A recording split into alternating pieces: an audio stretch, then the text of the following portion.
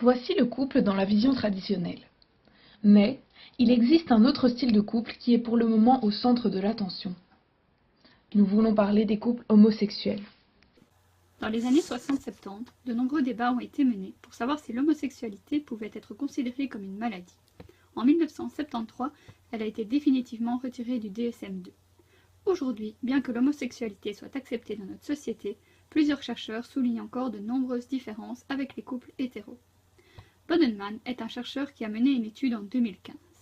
Il a investigué le soutien dans le couple lorsque les partenaires sont soumis au stress. Ses résultats étaient les suivants. Quand les femmes sont stressées, elles montrent plus de soutien positif que les hommes en réponse à un partenaire stressé. Et quand les hommes sont stressés, ils font plus de commentaires négatifs que les femmes à l'égard de leur partenaire qui est également soumis au stress. Cependant, une limite de son étude était la généralisation de ces résultats aux couples homosexuels. Nous sommes partis de cette limite afin de réaliser notre étude. Nos hypothèses sont donc basées sur les conclusions de Bodenman. Nous allons donc mesurer le soutien positif ainsi que les commentaires négatifs que peut faire une femme à sa compagne et un homme à son compagnon.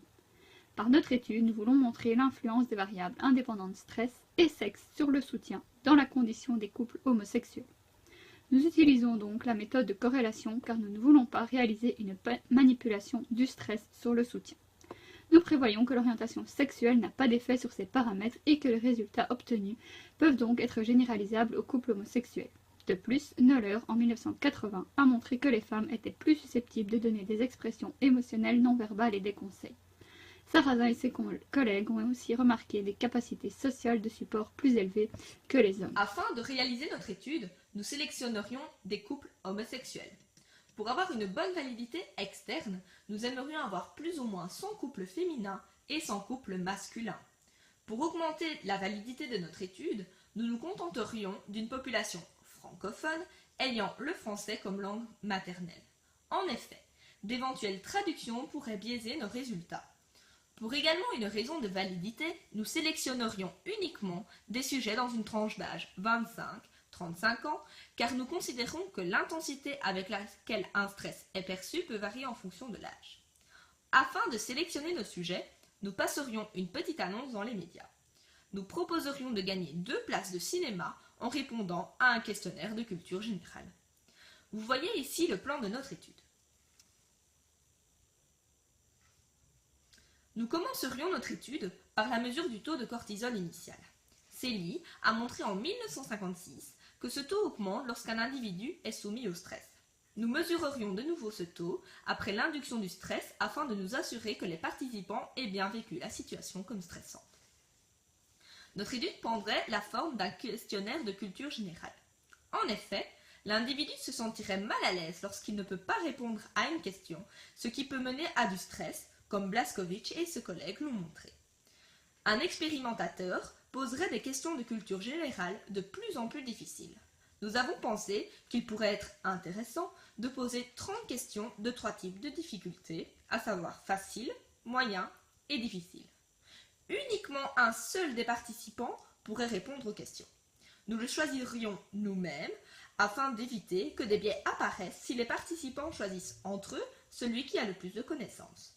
Le soutien positif et les commentaires négatifs seraient évalués par rapport au participant qui ne peut pas répondre aux questions.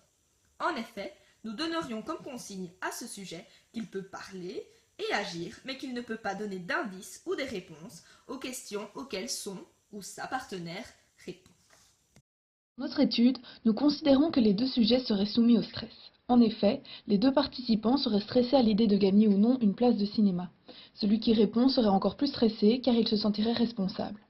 Nous laisserions 1 minute aux participants par question afin de voir un maximum d'interactions pendant ce laps de temps. Afin de maintenir le stress jusqu'à la fin, nous dirions aux participants que le gain de la place de cinéma se fera entre ceux qui auraient donné le plus de bonnes réponses. Nous fonctionnerions de la sorte pour éviter que les sujets ne comptent le nombre de réponses exactes. L'expérience serait filmée afin de pouvoir mesurer le soutien et les commentaires de manière optimale. Pour une question d'éthique, les participants seraient au courant qu'ils sont filmés. Nous dirions que c'est pour mesurer les interactions dans le couple, mais nous resterions évasifs sur le sujet afin de ne pas les influencer dans leur comportement.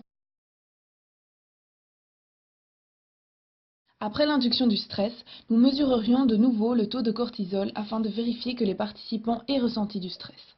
Nous réaliserions alors un débriefing afin de nous assurer qu'ils ne partent pas dans un état de stress. À ce moment-là, pour une question d'éthique, nous donnerions également les places de cinéma à chaque couple. Enfin, nous analyserions le support grâce à la vidéo. Nous mesurerions le nombre de commentaires négatifs ainsi que les gestes de soutien. Nous réaliserions notre récolte de données uniquement le matin, pendant le week-end et dans la même pièce afin que les participants soient exactement dans les mêmes conditions. L'expérimentateur serait à chaque fois habillé de la même façon pour les mêmes raisons.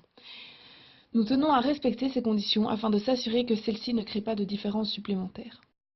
Afin de réaliser notre étude, nous aurons besoin d'un certain matériel.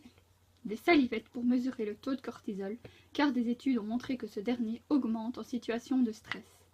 Une grille d'analyse du soutien avec certains points de référence à prendre en compte pour nous lorsque nous regardons la vidéo.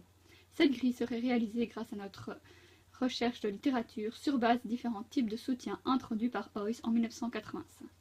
Le type émotionnel reprend les manifestations de confiance, d'empathie et bienveillance, tandis que le type informationnel reprend les façons de donner des conseils et des avis.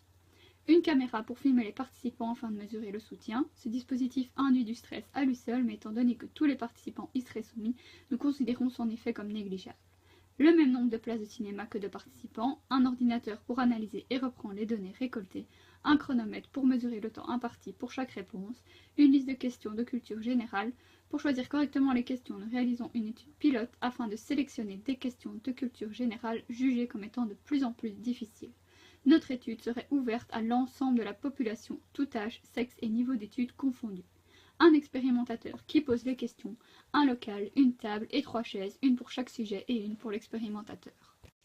Comme dit au départ de notre travail, notre étude aurait pour but d'aller plus loin dans les résultats de l'étude de Bodenman. Grâce à elle, nous pourrions généraliser ces résultats et compléter l'étude. Cependant, elle aurait certaines limites.